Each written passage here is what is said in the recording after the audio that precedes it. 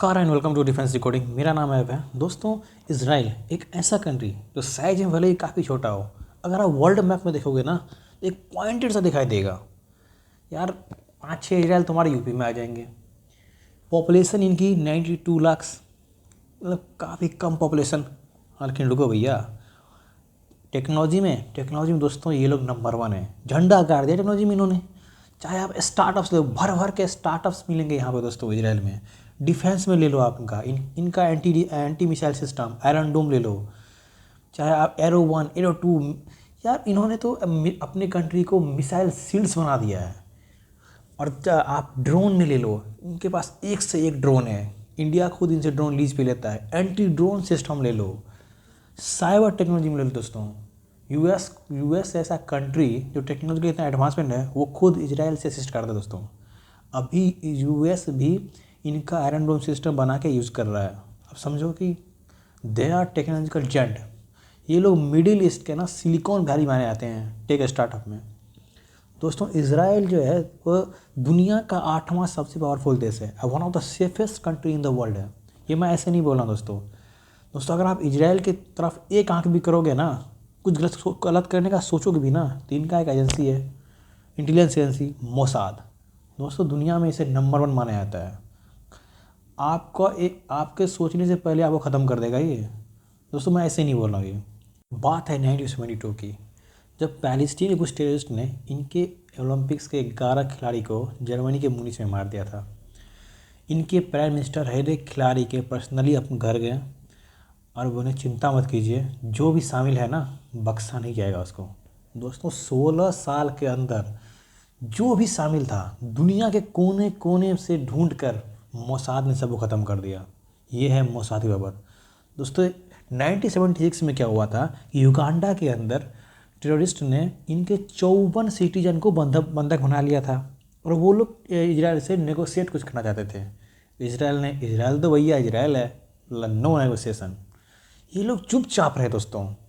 अब आया मोसाद, जो कि planning and plotting and intelligence में नंबर 1 है।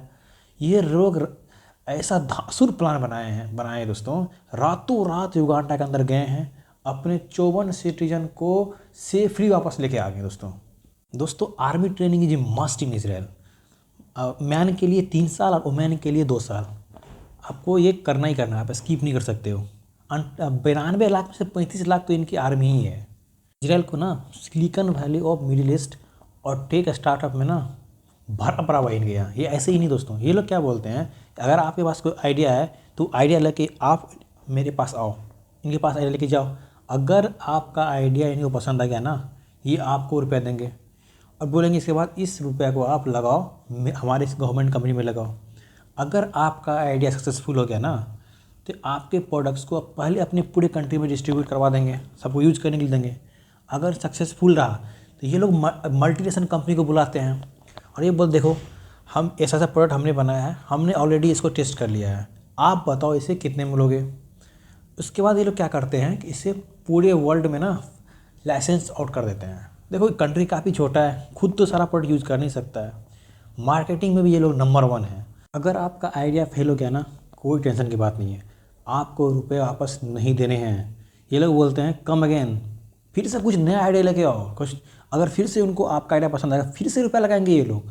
यार लोन तो लेना ही नहीं है आपको ना, ये लोग खुद रुपया आप पे इन्वेस्ट कर रहे हैं। सो ये लोग ना अपने कंट्री का 4% जीडीपी ना रिसर्च में लगा देते हैं।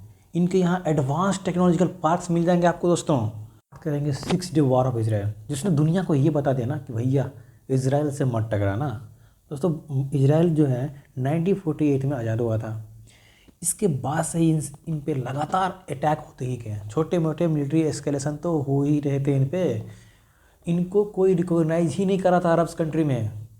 इनको सब सोच रहा है इजराइल को कब उखाड़ के फेंक दें, लेकिन भैया इजराइल तो इजराइल है भैया। जब अस्तित्व की लड़ाई आएगी तो कोई छोड़ेगा तो नहीं। ये लोग लड़ते रहे दोस्तों। इन्होंने अपने आप को इतना स्ट्रांग बना लिया। हुआ यूँ कि इजराइल और सीरिया का ऑलरेडी मतभेद चल रहा था। इनमें छोटे मोटे मिलिट्री एस्केलेशन हो ही रहे थे।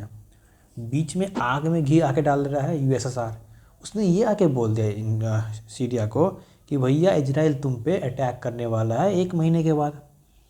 जब ये बात पता चली सारे अरब कंट्री को, तो सबसे पहले क्या किया है, सीरिया और जॉर्डन ने मिलिट्री पैक्ट साइन कर लिया कि भैया इजराइल को हम लोग एक साथ मिलकर हराएंगे।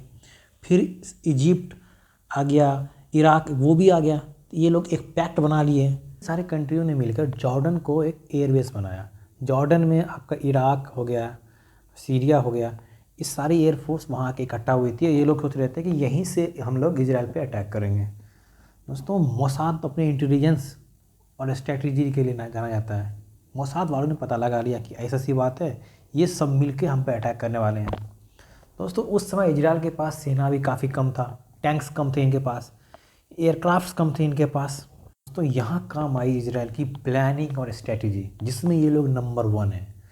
दोस्तों इन लोगों ने ये फेक न्यूज़ स्प्रेड कर दिया कि इनके सारे पायलट्स छुट्टी पर चले गए हैं और ये लोग युद्ध लड़ना ही नहीं चाहते हैं। इधर सीरिया हो गया, इराक हो गया, इजिप्ट हो गया, जॉर्डन हो गया, ये सारे युद्ध की तैयारी कर रहे थे। ये सारे सोच रहे थे कि हाँ इस पर हमला करेंगे। इजराइल को ये समझ में आ गया था कि हेड टू हेड तो हम इस चारों से पंगा नहीं ले सकते हैं। कहाँ उन लोगों के पास 2003 एयरक्राफ्ट, इनके पास कहाँ 500 एयरक्राफ्ट था, उससे भी लेस था दोस्तों इनके पास। तो इन्होंने बोला कि हम लोग प्रीएम्प्टिव मेजर लेंगे। दोस्तों इजराइल से 200 एयरक्राफ्ट एक बार में उड़ी और जॉर्डन के 14 एयर बेस को नष्ट नाबूद कर दिया। 350 एयरक्राफ्ट को राख में मिलाते। दोस्तों कितने सारे पायलट मारे गए हैं। इनको समझ में ही नहीं आया, इतना सरप्राइज अटैक किया था इजराइल ने। अब जॉर्डन को जब ये बात पता लगी और वो जब रिटेलिएट करना चाह ही रहा था कि सारे इजरायली एयरक्राफ्ट को जॉर्डन की तरफ मोड़ दिया गया। जॉर्डन में जो भी एयरवेस इन लोगों ने बनाया था सारे को नस्तो नाबूद कर देता। 28 फाइटर जेट जॉर्डन का, 53 Syrian plane, 10 Iraqi plane, 100 plus pilot को पूरा मार गया था इन लोगों ने। 4 घंटा में इजराइल छा गया था दोस्तों। अब इनकी एयर में सुप्रीमेसी हो गई थी। अब टाइम था हेड टू हेड कम्बैट करने का आर्मी का। तो अगर हेड टू हेड करेंगे, एक साथ लड़ेंगे, तो ये तो पॉसिबल है नहीं। कहाँ उधर 2 लाख 3 लाख सेना, कहाँ इजराइल के पास अभी 80 और 90 हज़ार सेना थी उस समय। अभी काम आया इजराइल का एयरफोर्स। दोस्तों इनके एयरफोर्स ने इसका कमाल का काम किया। इतनी हैवी मात्रा में बम बरसाई कि सारे टैंक को नस्तो नाबूद कर दिया। दोस्तों एक एक करके ये लोग बटालियन से भिड़ रहे थे और एक एक करके ये सारे टैंक सोल्जर नस्त नाबूद कर दिया इजराइल ने। 4 दिन के अंदर समझो युद्ध को आधा से ज़्यादा ख़त्म ही कर दिया था। 6 दिन के अंदर आके सारा युद्ध ख़त्म हो गया था। इजराइल के पास गाजा पट्टी, जेरूसलम, सनाई पेनिनसुला, गोल्डन हाइट, बहुत सारे एरिया इन्होंने कब्जा कर लिया था सारे कंट्री से। ये चारों कंट्री को तो समझ में ही नहीं आया कि इनके साथ हुआ तो हुआ क्या। फिर बाद में जाके इजराइल ने यूनाइटेड नेशन का हस्तक्षेप के बाद बहुत सारे एरिया को लौटा दिया था। दोस्तों इसके बाद तो किसी की हिम्मत नहीं हुई कि इजराइल से भिड़े भी। इजराइल सार इजराइल। दोस्तों अपनी राय और कमेंट लिखें। अब वीडियो अच्छा लगा हो दोस्तों तो लाइक सब्सक्राइब जरूर कीजिएगा। मिलते हैं नेक्स्ट वीडियो में with 6 day war of Israel details में। तब तक के लिए डू व्हाटएवर यू मैन।